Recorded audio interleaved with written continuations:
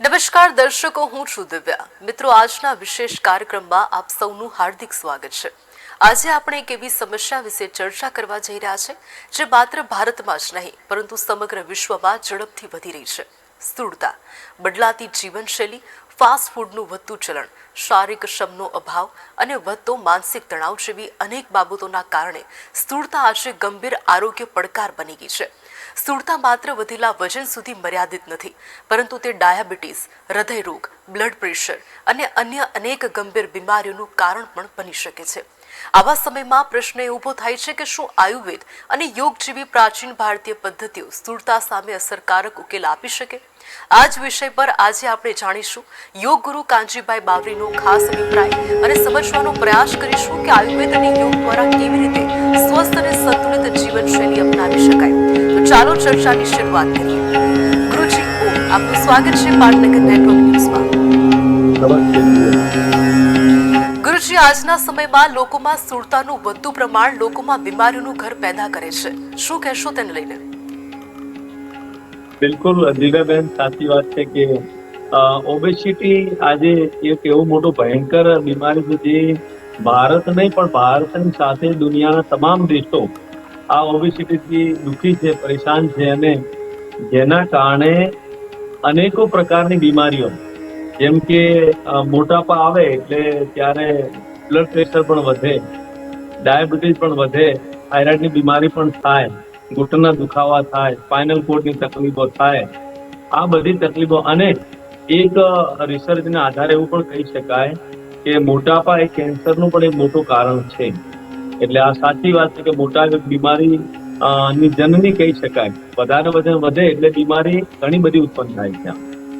ગુરુજી, સ્થૂળતાના કારણે આપે જણાવ્યું કે ઘણી બધી બીમારીઓ જે છે તે જન્મ લેતી હોય છે, ત્યારે આજના સમયમાં વધતી સ્થૂળતા પાછળના મુખ્ય કારણો શું છે? બેઠાડું જીવન સૌથી મોટું કારણ એમ છે કે આજની લાઈફસ્ટાઈલ, બેઠાડું જીવન, કેમ કે કોઈ પરિશ્રમ એટલો બધો ક્યાંય થતો નથી અને કોઈને કરવો ગમતો પણ નથી. એવરેજ એમ કહી શકાય કે ગમતું પણ નથી. પણ હા, અમુક કેસમાં એવું બને છે કે ક્યાંક વારસાગત હોઈ શકે અને ઘણી વાર એવું હોય કે અજ્ઞાનતાના કારણે આપણે જે ડાયટ લઈએ છીએ તેની ખબર નથી પ્રોપર કે શું ખાવું જોઈએ, શું ન ખાવું જોઈએ, કયા સમય કેટલું ખાવું જોઈએ, કેમ ખાવું જોઈએ. આ પૂરી જાણકારીનો અભાવ હોવાના કારણે પણ બીમારી આવે છે, મોટાપા આવે છે. જી ગુરુજી, ભારતમાં સ્થૂળતા મહામારીનું સ્વરૂપ લઈ રહી છે, ત્યારે આયુર્વેદ અને યોગ આ પડકારનો કેટલો અસરકારક જવાબ આપી શકે હાલના સમયમાં? 110% યોગ અને આયુર્વેદમાં આનો 110% પ્રોપર ઉપચાર છે. બસ મેં જેમ અગાઉના વિડીયોમાં પણ આપણે કહેવામાં આવ્યું હતું કે પ્રોપર યોગાચાર્ય અથવા યોગ શિક્ષકના સાનિધ્યમાં વ્યક્તિ યોગ કરે અને ડાયટનું પ્રોપર પાલન કરે તો ચોક્કસ 1 મહિનામાં 5 થી 10 કિલો વજન ઘટાડી શકાય છે, જેની કોઈ સાઇડ ઇફેક્ટ હોતી નથી. અમારા આશ્રમમાં અમે ઘટાડીએ છીએ, એટલે એમાં કોઈ વધારે નવી વાત છે નહીં, કેમ કે દરેક લોકો આવે છે અને પોતાનું વજન ઘણું બધું ઘટાડી દે છે. જી ચોક્કસથી ગુરુજી, આપે જેમ જણાવ્યું કે સ્થૂળતાના કારણે ઘણી બધી બીમારીઓ સર્જન કરતી હોય, ત્યારે આયુર્વેદ એટલે કે આપના મતે આયુર્વેદ અનુસાર સ્થૂળતા એક રોગ છે કે જીવનશૈલીની સમસ્યા? શું કહેશો? બંને કહી શકાય. જીવનશૈલીની સમસ્યા અને રોગ બંને કહી શકાય. પણ જીવનશૈલી જયારે આપણી ખરાબ હોય ત્યારે આ રોગ જન્મે છે એવું કહી શકાય. રોગ જન્મજાત હોતો નથી, પણ જયારે આપણને પ્રોપર એનું નોલેજ ન હોય, જ્ઞાન ન હોય, ત્યારે આ બીમારી વધારે વિકસી જાય. હા, ત્યાં અમુક કેસોમાં એવું પણ બને છે કે થાઇરોઇડ બચપનથી હોય તો પછી ક્યાંક વજન વધી જતું હોય છે, ક્યાંક વજન ઘટી જતું, એવું બને. પણ એ છે ને 5-10% કેસમાં જેવું બને. બાકી એવરેજ એવું છે કે લાઈફસ્ટાઈલ આપણી ખોટી હોય તો આ મોટાપા આવે છે.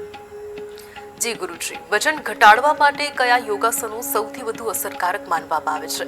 અમારા દર્શકોને જણાવશો. શ્રેષ્ઠ સૂર્ય નમસ્કાર સૌથી ઉત્તમ. આપણે હમણાં જ ટૂંક સમયમાં થોડા આપણે લગભગ મહિના પહેલા જ એક રિસર્ચ પણ થયું અને વર્લ્ડ રેકોર્ડ પણ બનાવવામાં આવ્યો. 20,000 સૂર્ય નમસ્કારનો વર્લ્ડ રેકોર્ડ બનાવવામાં આવ્યો. આપણે ત્યાં લોકો 20 સૂર્ય નમસ્કાર કરે ને તો એમ લાગે કે કેટલા બધા સૂર્ય નમસ્કાર મેં કરી લીધા છે. બાકી એક સૂર્ય નમસ્કારમાં 12 આસન થાય છે. તમે 5 સૂર્ય નમસ્કારથી સ્ટાર્ટ કરો, ધીરે ધીરે રોજ એક સૂર્ય નમસ્કાર વધારો. જો એકદમ ક્યારે કોઈ વધારવું ન જોઈએ. કોઈ પણ અભ્યાસમાં ધીરે ધીરે આગળ વધવાનો હંમેશા પ્રયત્ન કરવો જોઈએ. તો એક સૂર્ય નમસ્કાર પ્રતિ દિવસ વધારો, ધીરે ધીરે વધારીને અને 25, 50, 100 સૂર્ય નમસ્કાર સુધી તમે કરી શકો તો 110% તમારું વજન મેન્ટેન થાય છે. સાથે સાથે જેમ કે આપણે ત્યાં તાડાસન કહીએ, પશ્ચિમોત્તાનાસન કહીએ, ચક્કી આસન કહીએ, પછી સ્થિત કોણાસન કહીએ, અર્ધહલાસન કહીએ, પાદવૃત્તાસન, દ્વિચક્રીય આસન, આ બધા જે આસનો છે તે વેઇટ લોસ માટેના સ્પેશિયલ આસન છે. જી ચોક્કસથી ગુરુજી, અનેક એવા લોકો છે જેઓ પોતાનું વજન ઝડપથી ઘટાડવા માંગે છે, પરંતુ આયુર્વેદ શા માટે ધીમી અને કુદરતી ઉપચાર પર ભાર મૂકે છે? આ વિશે વિસ્તારથી જણાવશો મારા દર્શકોને. આર્ટિફિશિયલ કોઈ પણ વસ્તુનો ઉપયોગ કરીને આપણે વજન ઘટાડીએ ત્યારે બોડીમાં સાઈડ ઇફેક્ટ પણ થાય છે. તમારી ચામડી એકદમ લૂઝ પડી જાય છે, કરચલીઓ પડી જાય છે, સાથે મસલ્સ પણ એકદમ લૂઝ પડી દેવાથી તમને નાની ઉંમરે તમારું એમ લાગે કે ઉંમર આમની વધારે થઈ ગઈ, એ જ વધારે દેખાય છે. એટલે કોઈ પણ પ્રકારના શોર્ટકટનો હંમેશા આપણે ત્યાં વિરોધ કરવામાં આવે છે. શોર્ટકટ ક્યારે નથી હોતો, શોર્ટકટનો ઉપયોગ કરવો પણ ન જોઈએ.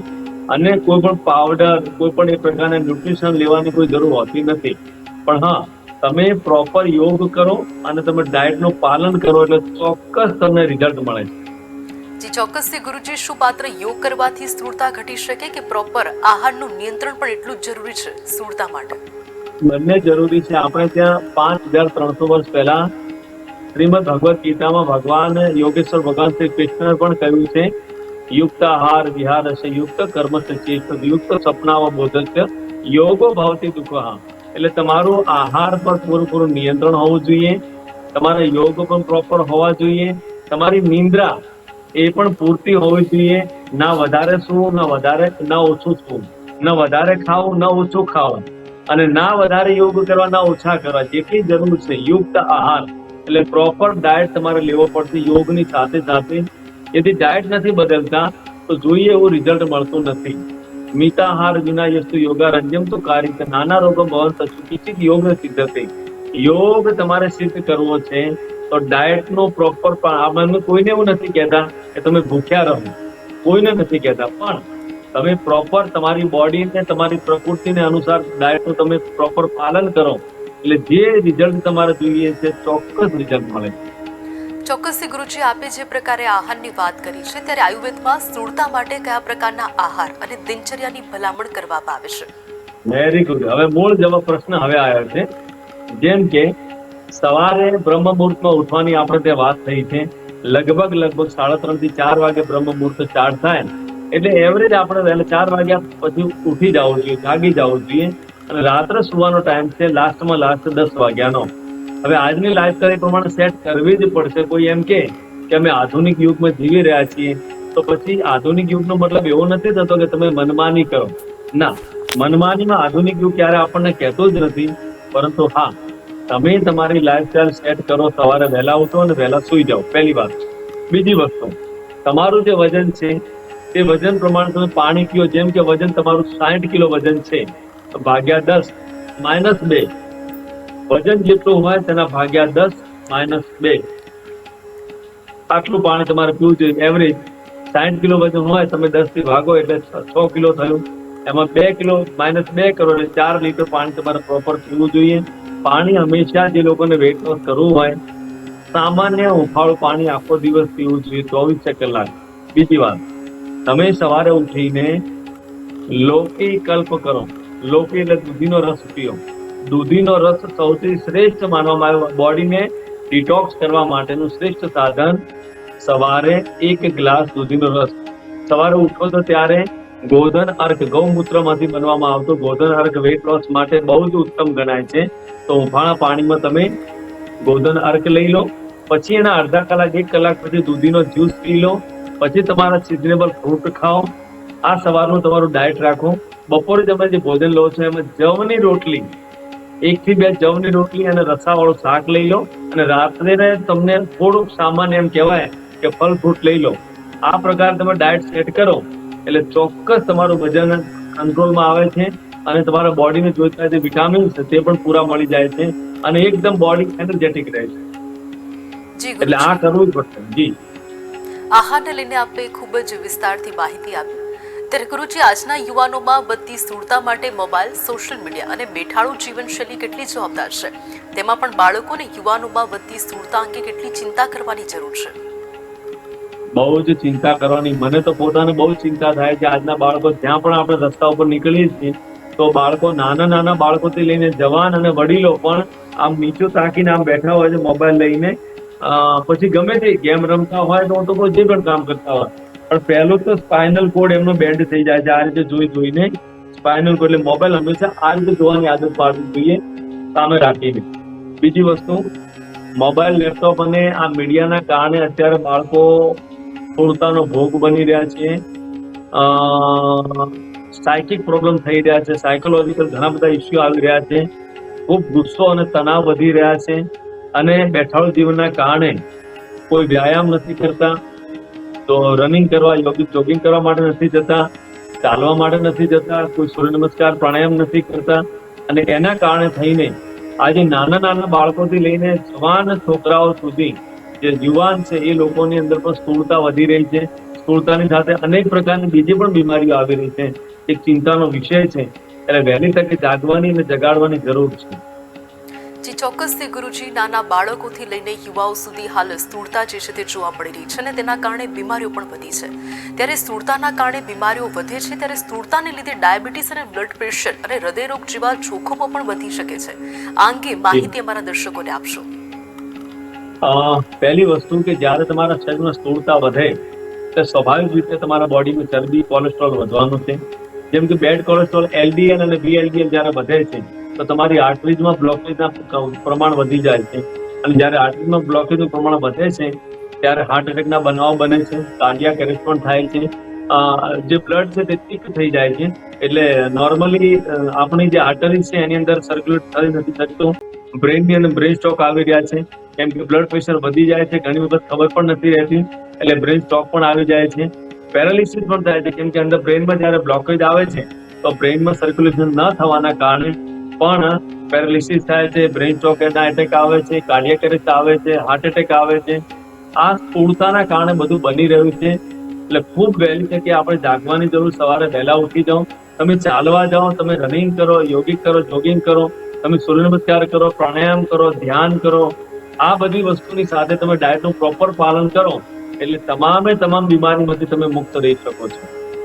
ચોક્કસથી ગુરુજી, ઘણા બધા લોકોમાં સ્થૂળતાનું પ્રમાણ હાલ તો વધી રહ્યું છે, ત્યારે લોકો વજન ઘટાડવા માટે શોર્ટકટનો ઉપયોગ કરતા હોય, ત્યારે લોકો જ્યારે ડાયટિંગ કરે છે, પરંતુ શું ખોટું ડાયટિંગ સ્વાસ્થ્ય માટે જોખમી બની શકે ખરા? જી હા, બિલકુલ બેન. ખોટું ડાયટિંગ જે ખરી, ભૂખે મરવાની જરૂર ક્યાં હોતી નથી. તમે વધારે ભૂખ્યા રહો છો તો તમારા બોડીની અંદર તમારી જે શક્તિઓ ક્ષીણ થાય છે, તમારી ધાતુઓ બગડે છે. એટલે આપણે ત્યાં આયુર્વેદમાં પ્રતિબંધ આપ્યો છે કે ખાલી ભૂખ્યાથી વેટ લોસ કરો છો તો તમારામાં વીકનેસ આવે છે, હિમોગ્લોબિન તમારું ડાઉન થઈ જાય છે, તમને ચક્કર આવે છે, બેભાન થઈ જાય છે. એવા પણ મુદ્દાઓ ઘણીવાર સામે આવ્યા છે. એટલે પ્રોપર જે યોગાચાર્ય છે, આયુર્વેદાચાર્ય છે, જે ડોક્ટર છે, તેના સાનિધ્યમાં રહીને તમે પંચકર્મ કરાવો, તમે યોગ કરો, તમે ડાયટને ફોલો કરો, તમે અને તમારી લાઈફસ્ટાઈલને તમે ચેન્જ કરો.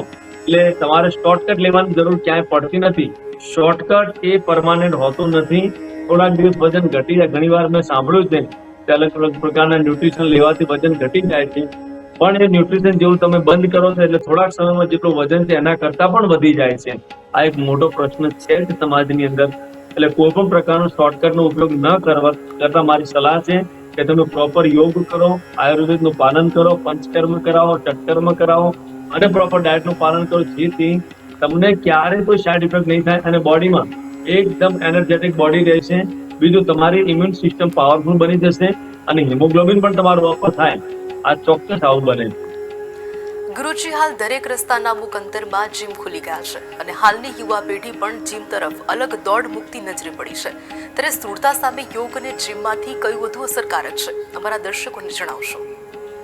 હા બેન, હું યોગાચાર્ય છું એટલે યોગનો પક્ષ એવું નથી, પરંતુ જીમ તમારા મસલ્સ લેવલ પર કામ કરે છે અને તમે એક્સરસાઇઝ કરો તો ઓકે, પણ જીમ માણસ મેં ખૂબ ઓછા લોકો જોયા કે 365 દિવસ જીમ કરી શકે.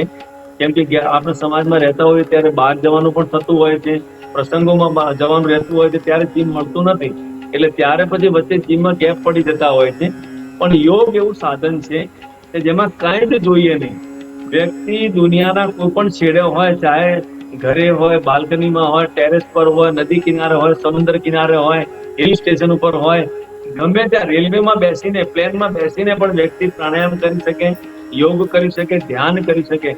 યોગમાં કંઈ જોઈતું જ નથી, એટલે યોગ શ્રેષ્ઠ છે. બીજું, યોગ શરીર, મન, ઇન્દ્રિયો માટેનું એક શ્રેષ્ઠ સાધન છે. અને એમ કહેવાય છે કે સામાન્ય વ્યક્તિ જે છે એના માટે સાધના પદ્ધતિ છે, અને જે બીમાર છે તેના માટે ચિકિત્સા પદ્ધતિ છે. યોગ એટલે યોગ ખૂબ જ એડવાન્સ છે, એટલે યોગને પ્રોપર સમજવો જોઈએ, અને એ પ્રમાણે યોગ કરવાથી તમને 1000% લાભ છે. ચોક્કસથી ગુરુજી, જે પ્રકારે આપણે વાત કરી છે કે વજન ઘટાડવા માટે યોગ કરવા જોઈએ તથા બીમારીઓથી મુક્ત રહેવા માટે પણ આપણે યોગ કરવા જોઈએ, ત્યારે જો કોઈ વ્યક્તિ દરરોજ માત્ર 30 મિનિટ યોગ માટે ફાળવે તો તેના સ્વાસ્થ્યમાં કેટલો ફેરફાર આવી શકે છે, જણાવશો? પહેલી વસ્તુ કે જે વ્યક્તિ માત્ર 30 મિનિટ પણ ફાળવે છે તો બોડી સ્ટ્રક્ચર આખું બેલેન્સ થઈ જતું હોય છે. સાથે પ્રાણાયામ કરવાથી એનું મન એકદમ શાંત અને એકાગ્રતા વધે, કોન્સન્ટ્રેશન પાવર વધે છે.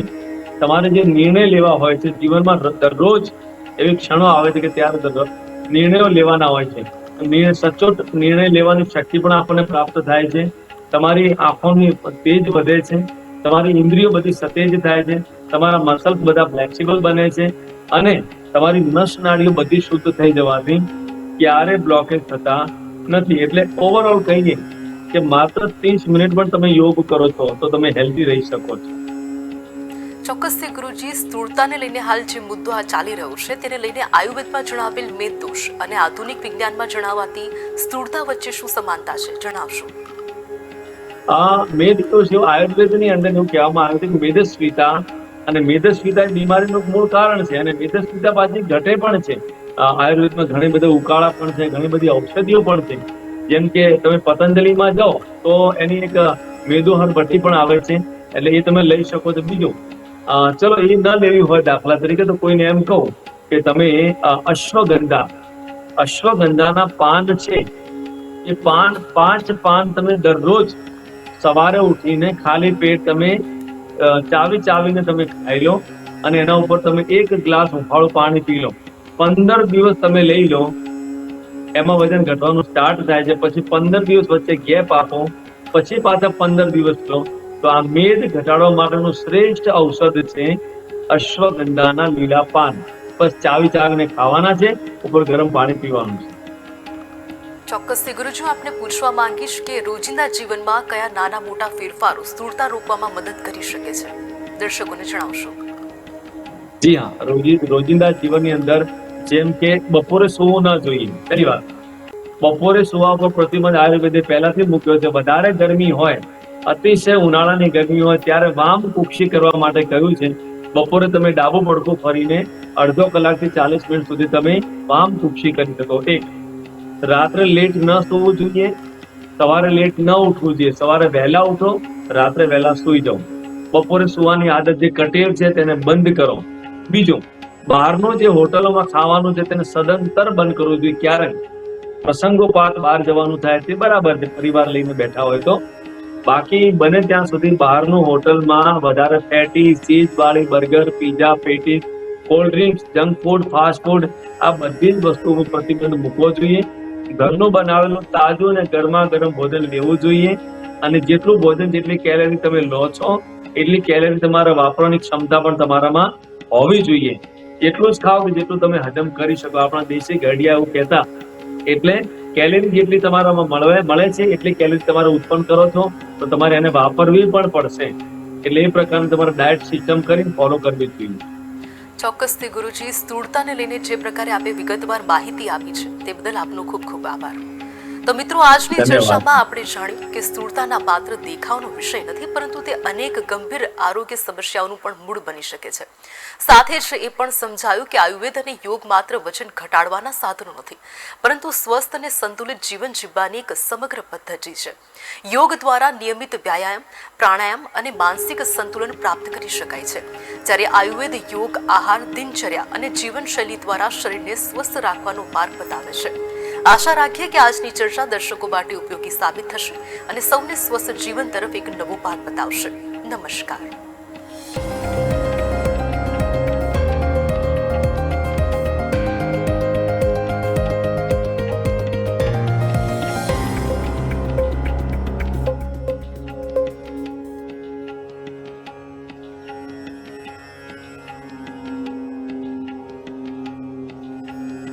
સંતુલિત આહાર, નિયમિત ઊંઘ, પૂરતા પ્રમાણમાં પાણી તેમજ રોજ વ્યાયામ કરતા હોવા છતાં પણ શું આપને શારીરિક અને માનસિક બેચેની અનુભવાય છે? શરીરની સાથે આપ મનનું આરોગ્ય પણ સ્વસ્થ રાખવા માંગો છો?